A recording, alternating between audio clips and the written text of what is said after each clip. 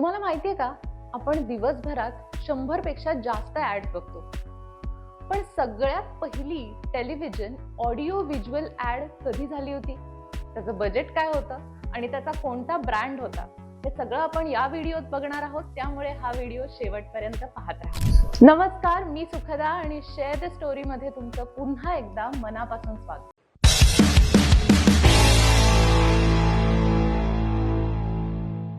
आज आपण बघणार आहोत जगातल्या पहिल्या टेलिव्हिजन ऍडची गोष्ट. वर्ष होतं 1941.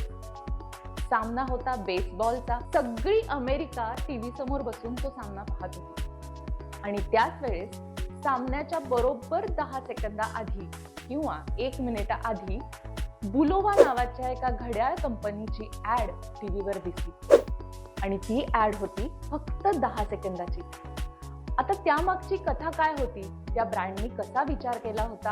का त्यांना ऑडिओ व्हिज्युअल ऍड करावीशी वाटली? ते आपण आता पाहूया. 1941 साली अमेरिकेमध्ये सुद्धा सगळ्या घरांमध्ये टेलिव्हिजन नव्हता. खूप कमी टेलिव्हिजन सगळ्या घरांमध्ये होते. खूप कमी टीव्ही बघितला जायचा. खूप कमी ऑडिओ व्हिज्युअल टीव्हीवर बघितलं जायचं. त्या काळी हे खूप नवं होतं. तेव्हा नुकतंच सगळे सामने टेलिव्हिजनवर दाखवण्याची पद्धत तयार झाली होती आणि ती ट्रेंडिंग होती. आणि त्याच वेळेस बुलोवा नावाच्या एका घड्याळ कंपनीच्या डोक्यात ही संकल्पना आली, जर सगळे टेलिव्हिजन बघत आहेत तर माझा ब्रँड तिथे का उपस्थित राहू नये?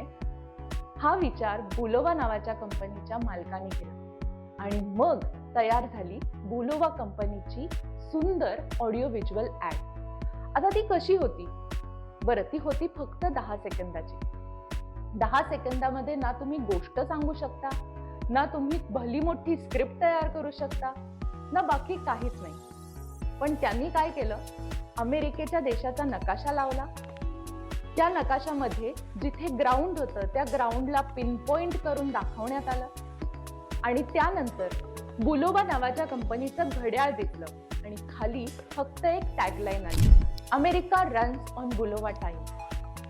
ही टॅगलाईन बघता क्षणी अमेरिकेच्या सगळ्या नागरिकांना असं वाटायला लागलं की खरंच वेळ म्हणजे बुलोवा, टाइम म्हणजे बुलोवा. आता या ब्रँडनी साध्य काय केलं तर तिथे कुठलीही मोठी कथा न घेता, कुठलीही मोठी स्टोरी न घेता, स्टोरी टेलिंग न करता, कॅरेक्टर्स न उभं करता फक्त त्यांनी ब्रँडिंग केलं आणि एक टॅगलाईन लिहिली. म्हणजे कॉपीरायटिंगला सुद्धा किती महत्व आहे बघा. तर त्या कॉपीरायटिंग मधनं संपूर्ण अमेरिका या देशाला असं वाटायला लागलं की टाइम म्हणजे बुलोवा.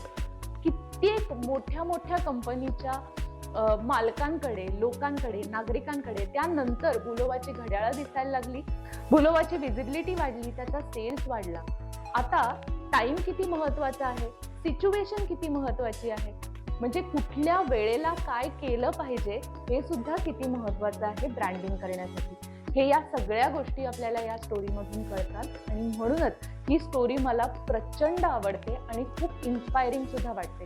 कारण तेव्हा कुठलेही रिसोर्सेस नसताना सुद्धा बुलोवानी हे धाडस केलं आणि ऑडिओ व्हिज्युअल पहिली ऍड तयार केली आणि ती अख्ख्या जगाने बघितली. आता आपण बघूया या 10 सेकंदाच्या ऍडचं बजेट काय होतं. तर या संपूर्ण ऍडचं बजेट होतं $10,000, म्हणजेच $9. आता तेव्हाचे $9 म्हणजे जर आत्ताचं इन्फ्लेशन बघता, आत्ताच्या ऍडची प्रोडक्शन व्हॅल्यू बघता किंवा आत्ताची किंमत बघता, साधारणपणे 60 ते 70 लाख रुपये आत्ता एक टेलिव्हिजन ऍड, उत्तम दर्जाची जर टेलिव्हिजन ऍड करायची असेल तर तेवढे आपल्याला पैसे घालावे लागतात. तेवढं जर का कॅम्पेन त्या लेवलला रन करायचं असेल तर आपल्याला तेवढे पैसे इन्व्हेस्ट करायला लागतात. मग $10,000 इन्व्हेस्ट करून 10 सेकंदाची जर ऍड बनवायची असेल तर त्यांना, म्हणजे त्यामध्ये सुद्धा कोणतेही मोठं कॅरेक्टर न घेता, स्टोरी न घेता, फक्त एक टॅगलाईन आणि फक्त एक इमेज आणि अमेरिकेचा नकाशा,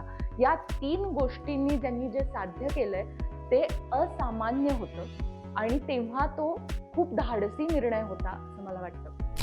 त्यानंतर बऱ्याच कंपन्यांनी अशी पावलं उचलली. बऱ्याच कंपन्यांनी स्वतःचे ब्रँड्स ऑडिओ व्हिज्युअल मीडियमवर आणले, टेलिव्हिजनवर आणले आणि त्यानंतर सुरू झालं जाहिरातींचं पर्व.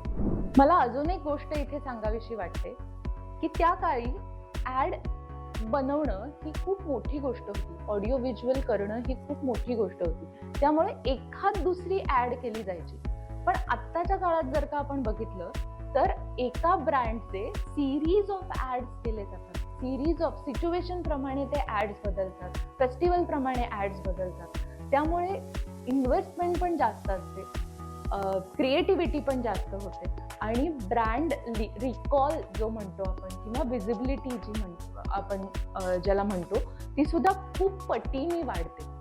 पण त्या काळी व्ह्युअर्सच इतके कमी असल्यामुळे साधारण एका ब्रँडची एकच ऍड अशा प्रकारे ते कॅम्पेन चालत होतं. पण आत्ता सिच्युएशन खूप वेगळी आहे. आत्ता आपल्याकडे आपण एका क्लिकवर साधारणपणे इंस्टाग्राम, यूट्यूब आणि फेसबुक अशा पद्धतीनं वेगवेगळे सोशल मीडिया जेव्हा हँडल करतो तर त्यामध्ये बऱ्याच ऍड्स आपण दिवसभरात बघत असतो, 100 पेक्षा जास्त साधारणपणे. त्यामुळे त्यावेळची सिच्युएशन आणि आत्ताची सिच्युएशन यामध्ये जमीन आसमानाचा फरक जरी असला तरी या सगळ्या ऑडिओ व्हिज्युअलची सुरुवात त्या काळापासून झाली होती आणि त्या ऍडपासून झाली होती. आणि त्यानंतर बऱ्याच ब्रँड्सने ऑडिओ व्हिज्युअलची सुरुवात केली. आपले ब्रँड्स ऑडिओ व्हिज्युअल मार्फत लोकांपर्यंत पोहोचवले, एका स्टोरी मार्फत लोकांपर्यंत पोहोचवले. कधी कधी ते म्युझिकमधनं सुद्धा पोहोचले, काही कथांमधून पोहोचले, काही कॅरेक्टर्समधून पोहोचले आणि ती कॅरेक्टर्स, ते जिंगल्स किंवा ती गोष्ट अजरामर झाली. ऑडिओ व्हिज्युअलची हीच कमाल आहे की तुम्ही एकदा प्रोड्यूस केलेली गोष्ट ती अजरामर राहते.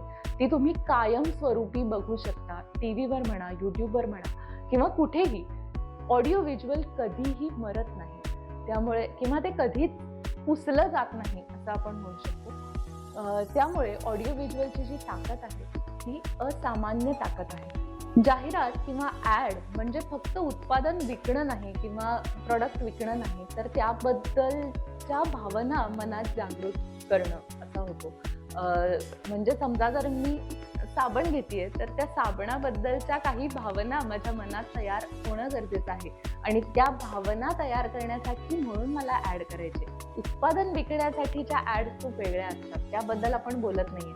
आपण बोलतोय ब्रँड रिकॉल ऍड बद्दल आणि व्हिजिबिलिटी वाढवण्याच्या ऍड बद्दल. तर अशा प्रकारच्या ऍड्समध्ये किंवा अशा प्रकारच्या गोष्टींमध्ये ब्रँड्सनी जर इन्व्हेस्ट केलं तर ते कधीच वाया जात नाही आणि कधीच पुसलं जात नाही असं मला वाटतं. हा व्हिडिओ तुम्हाला आवडला असेल तर लाईक, शेअर आणि सबस्क्राईब करायला अजिबात विसरू नका, कारण शेअर द स्टोरी प्रत्येक आठवड्याला असेच वेगवेगळे जाहिरातींमागची गोष्ट किंवा रायटिंग मागची गोष्ट, स्क्रीन प्ले मागची गोष्ट अशा वेगवेगळ्या गोष्टींवर काम करते आणि असे वेगवेगळे व्हिडिओज तुमच्यासाठी ते घेऊन येतच आहेत. त्यामुळे शेअर द स्टोरीला सबस्क्राईब करायला, लाईक करायला आणि शेअर करायला अजिबात विसरू नका. भेटूया पुढच्या आठवड्यात अशीच एक इंटरेस्टिंग स्टोरी घेऊन. तोपर्यंत पाहत राहा शेअर द स्टोरी, कारण एव्हरी स्टोरी मॅटर्स.